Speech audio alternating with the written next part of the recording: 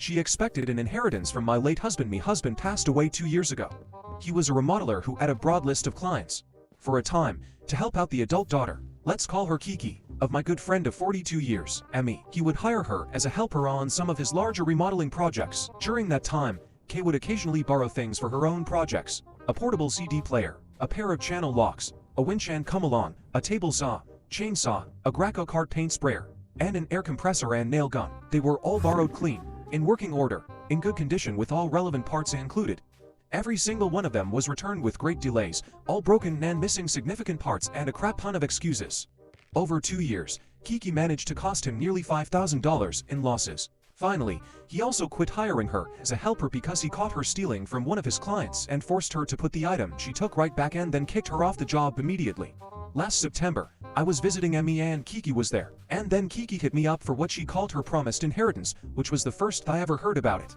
Given that my hubby and I spent the 8 years of his terminal illness talking about what he wanted after his death, given that he gifted things of his that he wanted friends to have before he died, I knew damn well he didn't intend for Kiki to have anything. My husband left no will. Emmy knew that my hubby had quit lending her tools after getting the car paint sprayer back. It was a $1,200 purchase and was less than 4 months old when it was borrowed and returned broken in ways the warranty would not cover. Emmy also knew Kiki's attempted theft had caused him to refuse to have her work on anything with him for any reason.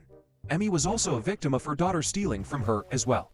Now, our state is a community property state. When a spouse dies without a will, only the surviving spouse inherits, so Emmy told her daughter to back off, and I got the bright idea of how I was going to handle getting rid of all that broken stuff, which was still taking up room in the tool shed. So I told her I'd be sure to pick something out for her, even though her own behavior was the root cause of the bad blood between herself and my husband.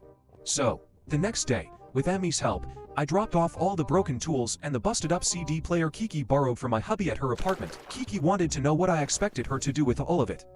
I told her that I expected her to do with them whatever it was she had expected my hubby to do with them after she returned them in the condition they were in. Now, she is the proud owner of a bunch of useless tools, and I got to reclaim nearly 35 square ft of space in what is now my tool shed.